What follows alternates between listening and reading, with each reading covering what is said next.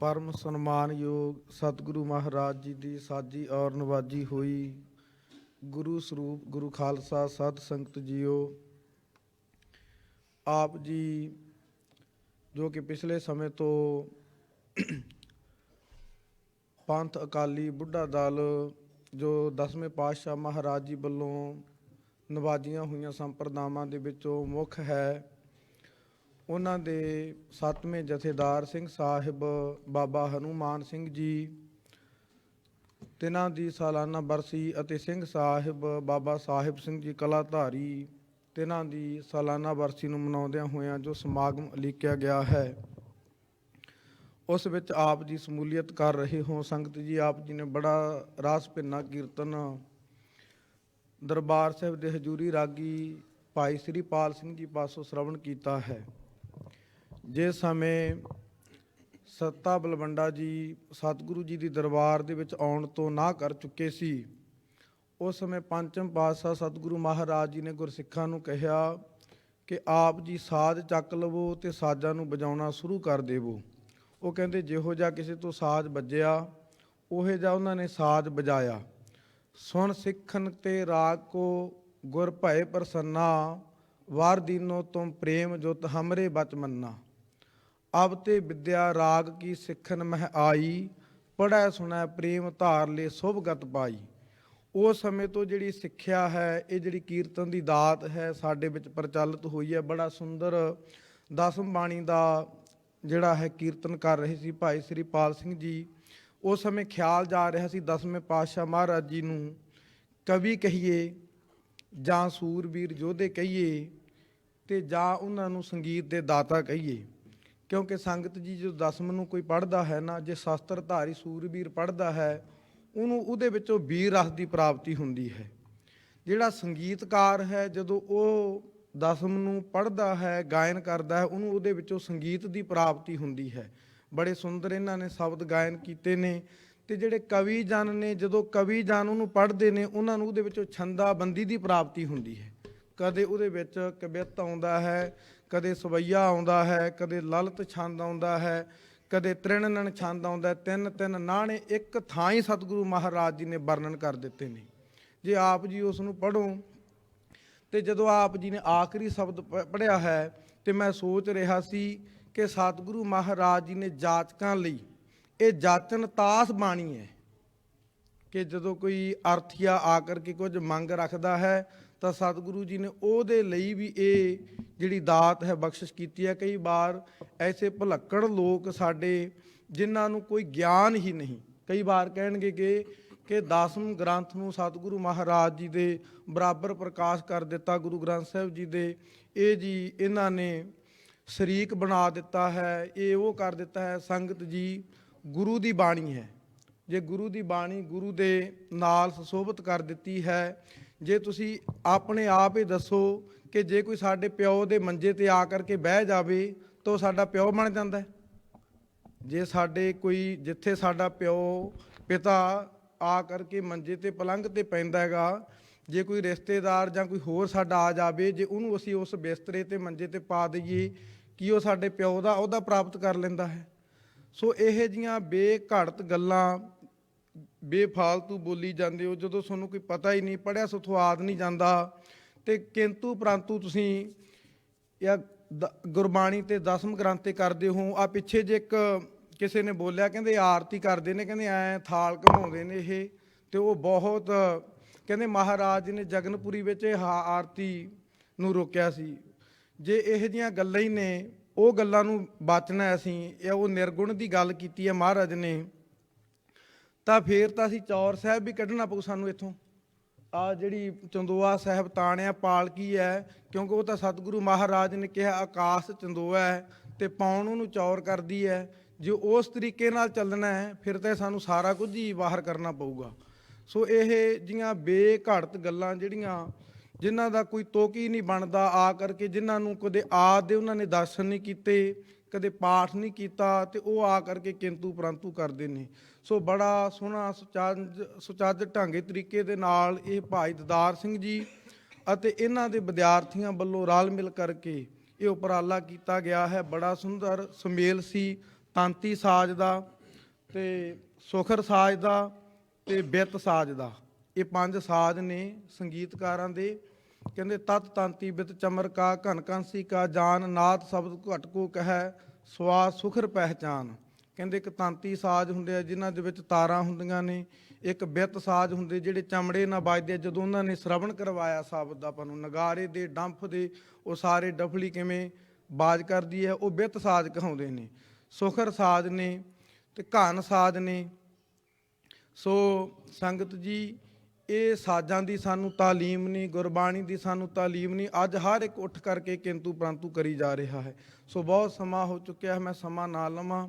ਸੋ ਬਹੁਤ ਬਹੁਤ ਧੰਨਵਾਦ। ਇਹੋ ਜਿਹੇ ਜਿਹੜੇ ਸਮਾਗਮ ਨੇ ਸਾਨੂੰ ਉਲੀਕਣੇ ਚਾਹੀਦੇ ਨੇ, ਤਾਂ ਕਰਕੇ ਜਿਹੜੀ ਸੰਗਤ ਹੈ ਸੁਚੇਤ ਹੋ ਸਕੇ, ਸੰਗਤ ਨੂੰ ਪਤਾ ਲੱਗ ਚੁੱਕੇ ਕਿ ਕਿਸ ਤਰ੍ਹਾਂ ਇਹ ਬਾਣੀ ਹੈ, ਇਹਨੂੰ ਪੜ੍ਹਨਾ ਹੈ। ਜਿਸ ਸਮੇਂ ਦਾ ਇਹਨਾਂ ਨੇ ਵਿਰੋਧ ਸ਼ੁਰੂ ਕੀਤਾ ਹੈ ਨਾ ਕਿਸੇ ਚੀਜ਼ ਦਾ, ਸੰਗਤ ਜੀ ਉਸ ਸਮੇਂ ਤੋਂ ਹੀ ਸੁਚੇਤ ਹੋ ਕਰਕੇ ਖਾਲਸਾ ਇਹ ਬਾਣੀ ਤੇ ਬਾਣੀ ਤੇ ਪਹਿਰਾ ਦੇ ਰਿਹਾ ਹੈ। ਦਸਮ ਦੀ ਬਾਣੀ ਹੈ, ਸਰਬਲੋ ਦੀ ਬਾਣੀ ਹੈ। ਮੈਨੂੰ ਲੱਗਦਾ ਹੈਗਾ ਜਦੋਂ ਦਾ ਕਵੀ ਸੰਤੋਖ ਸਿੰਘ ਜੀ ਤੇ ਵੀ ਕਿੰਤੂ ਕੀਤਾ ਨਾ, ਮੈਨੂੰ ਲੱਗਦਾ ਕੋਈ ਪਹਿਲਾਂ ਉਦੋਂ ਵਿਦਵਾਨ ਜਿਹੜੇ ਪੜ੍ਹਨ ਵਾਲੇ ਸੀ ਉਹੀ ਕਵੀ ਸੰਤੋਖ ਸਿੰਘ ਜੀ ਨੂੰ ਜਾਣਦੇ ਸੀ। ਹੁਣ ਉਹ ਕਵੀ ਸੰਤੋਖ ਸਿੰਘ ਜੀ ਦਾ ਨਾਮ ਹਰ ਇੱਕ ਦੇ ਮੁਖ ਤੇ ਆ ਗਿਆ ਤੇ ਮੈਨੂੰ ਲੱਗਦਾ ਕੋਈ ਨਾ ਕੋਈ ਸਮਾਂ ਆਵੇਗਾ ਤੇ ਸਾਰੇ ਪੜ੍ਹ ਵੀ ਲੈਣਗੇ। ਸੋ ਸਤਿਗੁਰੂ ਮਹਾਰਾਜ ਕਿਰਪਾ ਕਰਨ। ਆਓ ਹੁਣ ਗਿਆਨੀ ਈਸਰ ਸਿੰਘ ਜੀ ਪਾਸੋਂ, ਕਹਿੰਦੇ ਹੁੰਦੇ ਆ ਸਿਆਣੇ, ਈਸਰ ਆਏ ਦਿਲ ਇੱਧਰ ਜਾਏ। ਦਿਲ ਇੱਧਰ ਚਲਿਆ ਜਾਂਦਾ ਜਦੋਂ ਈਸਰ ਆ ਜਾਵੇ। ਹੁਣ ਬਹੁਤ ਵਿਦਵਾਨ ਨੇ ਸਾਡੇ ਨਾਲ, ਨੇੜਤਾ ਵੀ ਹੈ ਸੰਪਰਦਾ ਕਰਕੇ। ਮਾਸਤੂਆਣੇ ਸੰਪਰਦਾ ਦੀ ਸੇਵਾ ਇਹਨਾਂ ਨੂੰ ਬੁੰਗਾ ਸਾਹਿਬ ਦੀ ਤਲਵੰਡੀ ਸਾਬੋ ਮਿਲੀ ਹੋਈ ਹੈ। ਉਹਨਾਂ ਦੇ ਪਾਸੋਂ ਆਪਾਂ ਗੁਰਬਾਣੀ ਦੀਆਂ ਵਿਚਾਰਾਂ ਜਿਹੜੀਆਂ ਸ਼ਰਵਣ ਕਰਨੀਆਂ ਨੇ। ਵਾਹਿਗੁਰੂ ਜੀ ਕਾ ਖਾਲਸਾ, ਵਾਹਿਗੁਰੂ ਜੀ ਕੀ ਫਤਿਹ। ਬੋਲੇ ਸੋ ਨਿਹਾਲ। ਸਤਿ ਸ੍ਰੀ ਅਕਾਲ। ਗੁਰੂ ਰੂਪ ਸਾਧ ਸੰਗਤ ਜੀ, ਬਹੁਤ ਹੀ ਪਿਆਰ ਦੇ ਨਾਲ ਰਾਗੀ ਸਿੰਘਾਂ ਪਾਸੋਂ ਆਪ ਜੀ ਨੇ ਮਹਾਰਾਜ ਦਾ ਹਰੀ ਜਸ ਸਰਵਣ ਕੀਤਾ। ਆਓ ਹੁਣ ਸਮੇਂ ਬਹੁਤ ਘੱਟ ਹੈ, ਆਪਾਂ ਇੰਨੀ ਗੱਲ ਕਰ ਜੀਏ ਕਿ ਭਾਈ ਸਾਹਿਬ ਸਿੰਘ ਸਾਹਿਬ ਜਥੇਦਾਰ ਬਾਬਾ ਹਨੂਮਾਨ ਸਿੰਘ ਜੀ, ਜਿਨ੍ਹਾਂ ਨੇ ਉਸ ਵੇਲੇ ਅੰਗਰੇਜ਼ਾਂ ਦੇ ਟਾਈਮ ਦੇ ਉੱਤੇ ਆਪਣੀ ਆਵਾਜ਼ ਚੱਕੀ, ਉਹਨਾਂ ਦਾ ਸਾਹਮਣਾ ਕੀਤਾ, ਮੁਕਾਬਲਾ ਕੀਤਾ।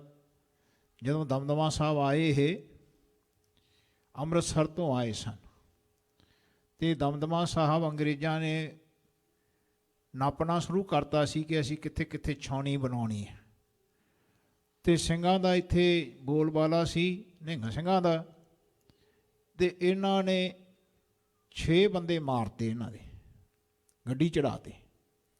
ਜਦੋਂ ਗੱਡੀ ਚੜ੍ਹਾਤੇ, ਤੁਹਾਨੂੰ ਪਤਾ ਹੋਣਾ ਚਾਹੀਦਾ ਮਹਾਰਾਜਾ ਪਟਿਆਲਾ ਕਰਮ ਸਿੰਘ ਤੇ ਨਾਭੇ ਜੀਂਦ, ਇਹ ਸਾਰੇ ਇਕੱਠੇ ਹੋ ਕੇ ਸਿੰਘਾਂ ਦੇ ਹੀ ਖਿਲਾਫ ਹੋ ਗਏ। ਅੰਗਰੇਜ਼ਾਂ ਦਾ ਸਾਥ ਦਿੰਦੇ ਸੀ ਇਹ ਸਾਰੇ। ਇਹਨਾਂ ਨੇ ਭਾਈ ਸਾਹਿਬ ਦੇ ਉੱਥੇ ਦੁੱਖ ਨਿਵਾਰਨ ਸਾਹਿਬ ਗੁਰਦੁਆਰਾ ਜਿੱਥੇ ਪਟਿਆਲੇ ਵਿਖੇ ਸਿੰਘ ਇੱਥੇ ਪਹੁੰਚੇ, 32,000 ਸਿੰਘ ਤੋਪਾਂ ਨਾਲ ਉਡਾਤੇ। 32,000 ਸਿੰਘ ਬਚਦੇ ਭੱਜਦੇ ਇਹਨਾਂ ਦਾ ਸਾਹਮਣਾ ਕਰਦੇ ਕਰਦੇ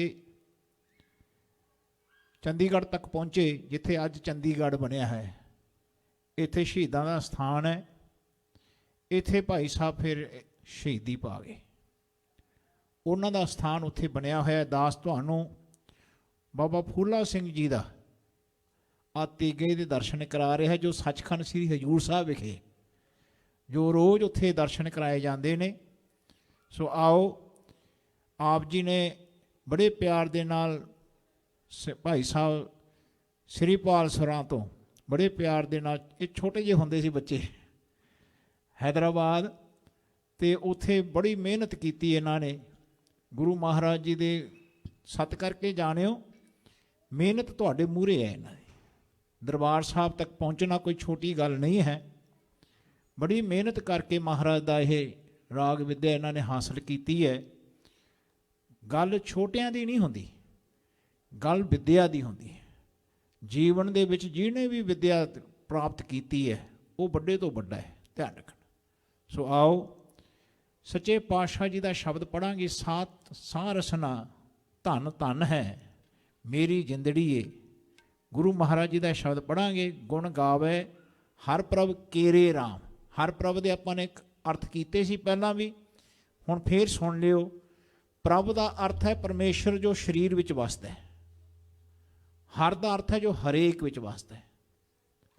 ਇਹ ਕਿਸੇ ਵੀ ਟੀਕੇ ਦੇ ਵਿੱਚ ਅਰਥ ਨਹੀਂ ਮਿਲਣੇ ਤੁਹਾਨੂੰ ਫੇਰ ਬੇਨਤੀ ਕਰਦੇ ਹਾਂ ਕਿ ਇਹਨਾਂ ਟੀਕਿਆਂ ਤੋਂ ਆਪਾਂ ਥੋੜ੍ਹੇ ਜਿਹੇ ਵਿਚਾਰ ਕਰਿਓ ਕਿ ਹਰ ਪ੍ਰਭ ਠਾਕੁਰ ਕਾਜ ਰਚਾਇਆ ਧਨ ਹਿਰਦੈ ਨਾਮ ਵਿਗਾਸੀ। ਇੱਥੇ ਜੀਵਨ ਵਿੱਚ ਆਪਾਂ ਨੇ ਕੱਲ੍ਹ ਵੀ ਆਪਾਂ ਨੇ ਜ਼ਿਕਰ ਕੀਤਾ ਸੀ ਕਿ ਬੰਦੇ ਵਿੱਚ ਰੱਬ ਦੇਖਣਾ, ਅਤੇ ਬੰਦੇ ਨੇ ਆਪਣੇ ਜੀਵਨ ਵਿੱਚ ਦੋ ਹੀ ਰਾਸਤੇ ਨੇ ਸਾਡੇ ਕੋਲ, ਜਾਂ ਤਾਂ ਗੁਰਮੁਖ ਬਣ ਜਾਈਏ ਜਾਂ ਮਨਮੁਖ ਹੋ ਜਾਈਏ। ਇਸੇ ਮਨਮੁਖ ਨੇ ਗੁਰਮੁਖ ਬਣਨਾ ਹੈ, ਇਸੇ ਮਨਮੁਖ ਨੇ ਗੁਰਮੁਖ ਬਣਨਾ ਹੈ। ਅਤੇ ਜਿਸ ਵੇਲੇ ਗੁਰਮੁਖ ਬਣਨਾ ਹੈ, ਅਤੇ ਫਿਰ ਮਨ ਦੀ ਗੱਲ ਮਨਮੁਖ ਦੀ ਜਿਹੜੀ ਹੈ ਉਹ ਛੱਡਣੀ ਪੈਣੀ ਹੈ। ਯਾਨੀ ਜਿੱਥੇ ਜਿੱਥੇ ਮਨ ਇਹ ਗੱਲ ਕਹਿ ਦਿੰਦਾ ਨਾ, ਪਾਠ ਕਰਦੇ ਕਰਦੇ ਮੈਂ ਬਾਣੀ ਪੜ੍ਹੀ, ਉੱਥੇ ਮਨਮੁਖ ਹੋ ਗਿਆ। ਜਿੱਥੇ ਜਿੱਥੇ ਬਾਣੀ ਪੜ੍ਹਦੇ, ਜਪਜੀ ਸਾਹਿਬ ਪੜ੍ਹਦੇ ਪੜ੍ਹਦੇ ਇੰਨਾ ਖਿਆਲ ਆ ਜੇ ਨਾ ਕਿਤੇ ਵੀ, ਇੱਕ ਪੰਕਤੀ ਤੇ ਦੂਜੀ ਪੰਕਤੀ ਤੇ ਮੈਂ ਬੜਾ ਪਾਠ ਕਰਦਾ, ਸਮਝੋ ਮਨਮੁਖ ਹੋ ਗਏ। ਜਿੱਥੇ ਫਿਰ ਗੁਰਮੁਖ ਹੁੰਦਾ ਹੈ, ਫਿਰ ਉੱਥੇ ਰੱਬ ਹੁੰਦਾ ਹੈ। ਇਹ ਨਹੀਂ ਹੁੰਦਾ ਜਬ ਹਮ ਹੋਤੇ ਤਬ ਤੂੰ ਨਾ ਹੈ, ਅਬ ਤੂੰ ਹੀ ਮੈਂ ਨਾ ਹੈ। ਸੋ ਜੀਵਨ ਵਿੱਚ ਇਸ ਗੱਲ ਨੂੰ ਯਾਦ ਰੱਖਣਾ ਕਿ ਨਾਨਕ ਸੱਚੇ ਪਾਤਸ਼ਾਹ ਤੋਂ ਲੈ ਕੇ 10 ਪਾਤਸ਼ਾਹੀਆਂ ਰੱਬ ਹੋ ਕੇ ਵਰਤੇ, ਰੱਬ ਹੀ ਨਾਨਕ ਹੋ ਕੇ ਵਰਤੇ, ਰੱਬ ਹੀ ਗੁਰੂ ਅੰਗਦ ਹੋ ਕੇ ਵਰਤੇ। ਜਿਸ ਵੇਲੇ ਅੰਗਦ ਪਾਤਸ਼ਾਹ ਨੂੰ ਗੱਦੀ ਦਿੱਤੀ ਗਈ, ਉਸ ਵੇਲੇ ਜੋਤੀ ਜੋਤ ਸਮਾ ਗਏ, ਯਾਨੀ ਜੋਤੀ ਵਿੱਚ ਜੋਤ ਰਲ ਗਈ। ਜਦੋਂ ਜੋਤੀ ਜੋਤ ਰਲ ਜਾਂਦੀ ਹੈ, ਉਸ ਵੇਲੇ ਹੀ ਗੱਦੀ ਦੇ ਉਹ ਪਾਤਰ ਬਣੇ। ਯਾਦ ਰੱਖਣਾ, ਸਰੀਰ ਛੱਡਣ ਨੂੰ ਜੋਤੀ ਜੋਤ ਨਹੀਂ ਕਹਿੰਦੇ, ਮਨ ਦਾ ਮਿਟ ਜਾਣਾ। ਸ਼ਬਦ ਮਰੋ ਫਿਰ ਜੀਵੋ ਸਦ ਹੀ, ਤਾਂ ਫਿਰ ਮਰਨ ਨਾ ਹੋਏ। ਸੋ ਇਸ ਗੱਲ ਨੂੰ ਆਪਾਂ ਨੇ ਪਹਿਰਾ ਦੇਣਾ। ਜੀਵਨ ਵਿੱਚ ਹਰੇਕ ਬੰਦੇ ਵਿੱਚ ਰੱਬ ਦੇਖਣਾ ਹੈ। ਜੋ ਦੀਸੈ ਸੋ ਤੇਰਾ ਰੂਪ। ਇਹਨਾਂ ਵਿੱਚ ਗੁਣ ਹੁੰਦੇ ਨੇ, ਗੁਣ ਨਿਧਾਨ ਗੋਬਿੰਦ ਅਨੂਪ। ਕਹਿੰਦੇ ਜਿਹੜੇ ਗੁਣ ਹੁੰਦੇ ਨੇ ਨਾ ਜੀ, ਇਹ ਬੰਦੇ ਦੇ ਨਹੀਂ ਹੁੰਦੇ। ਮਹਾਰਾਜ ਕਹਿੰਦੇ ਥਾਪਿਆ ਨਾ ਜਾਏ, ਕੀਤਾ ਨਾ ਹੋਏ, ਆਪੇ ਆਪ ਨਿਰੰਜਨ ਸੋਏ। ਜਿਨ ਸੇਵਿਆ ਤਿਨ ਪਾਇਆ ਮਾਨ, ਨਾਨਕ ਗਾਵੀਐ ਉਸ ਗੁਣੀ ਨਿਧਾਨ ਨੂੰ ਗਾਉਣਾ। ਬਸ ਜੋ ਗੁਣ ਆਪਣੇ ਵਿੱਚ ਨੇ ਉਹ ਰੱਬ ਦੇ ਨੇ, ਆਪਣੇ ਨਹੀਂ ਹਨ। ਆਪਣੇ ਤਾਂ ਕਹਿੰਦੇ ਸਾਚੇ ਸਾਹਿਬ ਸਭ ਗੁਣ ਔਗਣ ਸਭ ਸਾਹ। ਔਗਣ ਹੁੰਦੇ ਨੇ ਆਪਣੇ, ਤੇ ਰੱਬ ਦੇ ਗੁਣ ਹੁੰਦੇ ਨੇ। ਸਭ ਗੁਣ ਤੇਰੇ ਮੈਂ ਨਾਹੀ ਕੋਇ। ਕਹਿ ਦਿਓ ਸਭ ਗੁਣ ਤੇਰੇ ਮੈਂ ਨਾਹੀ ਕੋਇ। ਵਿਨ ਗੁਣ ਕੀਤੇ ਭਗਤ ਨਾ ਹੋਏ। ਖਿਆਲ ਕਰਿਓ, ਪੁਰਾਣੇ ਸਿੰਘ ਸੀ, ਜਿਸ ਵੇਲੇ ਹੈਦਰਾਬਾਦ ਛਾਉਣੀ ਬਣੀ, 14,000 ਫੌਜਾਂ ਆਈਆਂ ਉੱਥੇ ਮਹਾਰਾਜਾ ਰਣਜੀਤ ਸਿੰਘ ਦੇ ਟਾਈਮ 1810 ਵਿੱਚ। ਅਤੇ ਨਾਲ ਮਹਾਰਾਜ ਸਿੰਘਾਂ ਨੇ 14 ਨਿਸ਼ਾਨ ਸਾਹਿਬ ਸੀ ਉਹਨਾਂ ਤੋਂ, 5 ਛਾਉਣੀਆਂ ਨੇ ਉੱਥੇ, ਧਿਆਨ ਰੱਖਣਾ। ਅਤੇ ਅੱਜ ਗੁਰੂ ਮਹਾਰਾਜ ਜੀ ਦੀ ਬੜੀ ਕਿਰਪਾ ਉਸ ਜਗ੍ਹਾ 'ਤੇ, ਬਹੁਤ ਕਿਰਪਾ ਹੈ। ਸੋ ਖਿਆਲ ਕਰਿਓ, ਜਿਸ ਵੇਲੇ ਸਿੰਘ ਸਾਹਿਬ ਇੱਥੇ ਆਏ ਅਤੇ ਮਹਾਰਾਜ ਨੇ, ਮਹਾਰਾਜਾ ਰਣਜੀਤ ਸਿੰਘ ਇੱਥੇ ਨਹੀਂ ਆਏ, ਹੈਦਰਾਬਾਦ ਨਹੀਂ ਆਏ, ਹਜ਼ੂਰ ਸਾਹਿਬ ਨਹੀਂ ਆਏ। ਉਹਨਾਂ ਨੇ ਸਿੰਘ ਭੇਜੇ। ਉਸ ਵੇਲੇ 3 ਲੱਖ ਰੁਪਇਆ ਭੇਜਿਆ ਕਿ ਮਹਾਰਾਜ ਦਰਬਾਰ ਸਾਹਿਬ ਦਾ ਉਸਾਰੀ ਹੋਵੇ ਨਿਜ਼ਾਮ ਨੂੰ।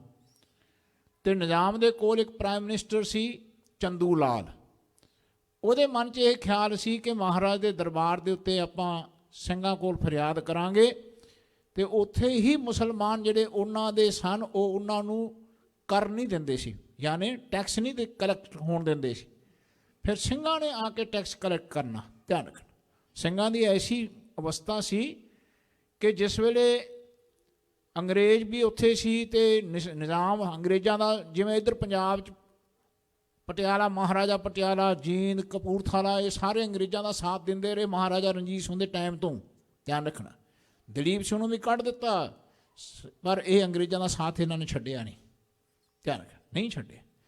1846 ਵਿੱਚ, 46 ਦੇ ਵਿੱਚ ਸਿੰਘ ਸਾਹਿਬ ਚੜ੍ਹਾਈ ਕਰ ਗਏ ਪੰਜਾਬ ਦੇ ਵਿੱਚ, ਸਿੰਘ ਸਾਹਿਬ ਹਨੂੰਮਾਨ ਸਿੰਘ ਜੀ। ਉਸ ਵੇਲੇ ਹਾਲੇ ਮਹਾਰਾਜਾ ਦਲੀਪ ਸਿੰਘ ਦਾ ਰਾਜ ਸੀ, ਧਿਆਨ ਰੱਖਣਾ।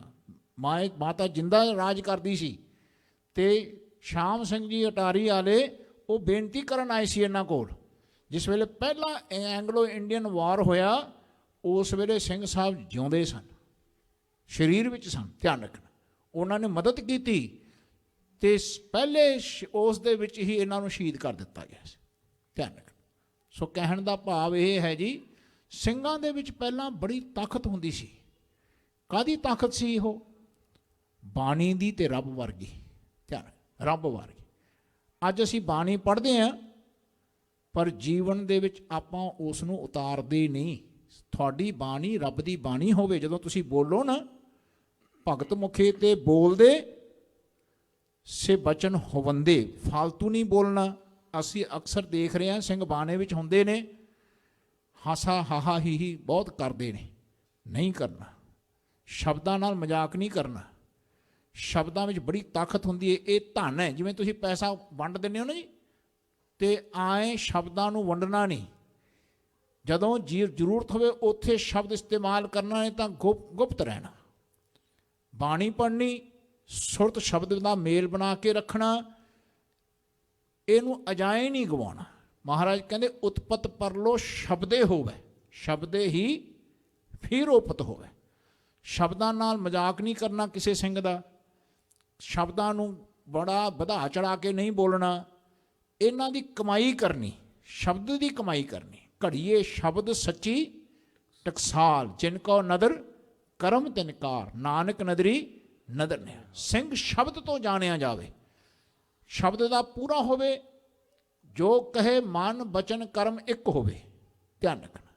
ਸੋ ਜੀਵਨ ਵਿੱਚ ਅੱਜ ਇਸ ਗੱਲ ਨੂੰ ਜਪਣਾ ਜੀ ਕਿ ਰਸਨਾ ਧਨ ਧਨ ਹੈ ਮੇਰੀ ਜਿੰਦੜੀਏ, ਗੁਣ ਗਾਵੇ ਹਰ ਪ੍ਰਭ ਕੇਰੇ ਰਾਮ। ਤਿੰਨੋਂ ਸ਼ਬਦ ਵਰਤ ਰਹੇ ਆਪਾਂ। ਰਾਮ ਰਮਿਆ ਹੋਇਆ ਹੈ। ਪ੍ਰਭ ਦਾ ਅਰਥ ਹੈ ਪਰਮੇਸ਼ਰ ਜੋ ਭੌਤਿਕ ਤੱਤ ਵਿੱਚ ਵਸਦਾ ਹੈ। ਹਰ ਦਾ ਅਰਥ ਹੈ ਜੋ ਹਰੇਕ ਵਿੱਚ ਵਸਦਾ ਹੈ। ਜਹ ਜਹ ਪੇਖੋ ਤਹ ਹਜੂਰ, ਦੂਰ ਕਤਹੁ ਨਾ ਜਾਈ, ਰੱਬ ਰਿਹਾ ਸਰਵਤਰ ਮੈਂ ਮਨ ਸਦਾ। ਜਿਹੜਾ ਰੱਬ ਸਭ ਦੇ ਵਿੱਚ ਵਸਦਾ ਹੈ, ਇਹਨੂੰ ਧਿਆਇਆ ਕਰੋ, ਮਜ਼ਾਕ ਨਾ ਕਰਿਆ ਕਰੋ। ਜਦੋਂ ਕੋਈ ਬੰਦਾ ਚੰਗਾ ਕੰਮ ਕਰਦਾ ਨਜ਼ਰ ਆਵੇ ਤਾਂ ਉਹਨੂੰ ਕਹੋ ਮਾਲਕ ਤੂੰ ਕਰ ਰਿਹਾ, ਤੇਰਾ ਕੀਤਾ ਹੋਇਆ। ਤੁਹਾਡੇ ਸ਼ਬਦਾਂ ਵਿੱਚ ਤਾਕਤ ਵੱਧ ਜਾਣੀ ਹੈ। ਤੁਹਾਡੇ ਫਿਰ ਸ਼ਬਦ ਤੁਹਾਡੇ ਨਹੀਂ ਹੋਣੇ, ਰੱਬ ਦੇ ਹੋਣੇ ਨੇ।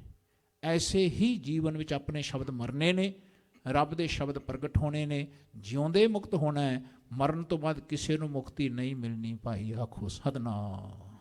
ਬੈਣੀ ਕਹੇ ਸੁਨੋਰੇ ਭਗਤੋ, ਮਰਨ ਮੁਕਤ ਕਿਨ ਪਾਏ। ਮਰਨ ਤੋਂ ਬਾਅਦ ਮੁਕਤੀ ਨਹੀਂ ਮਿਲਦੀ। ਸੋ ਆਓ ਇਸ ਸ਼ਬਦ ਨੂੰ ਪੜ੍ਹ ਕੇ ਫਿਰ ਸਮਾਪਤੀ ਕਰਾਂਗੇ ਜੀ। ਪੜ੍ਹੋ ਪਿਆਰ ਨਾਲ।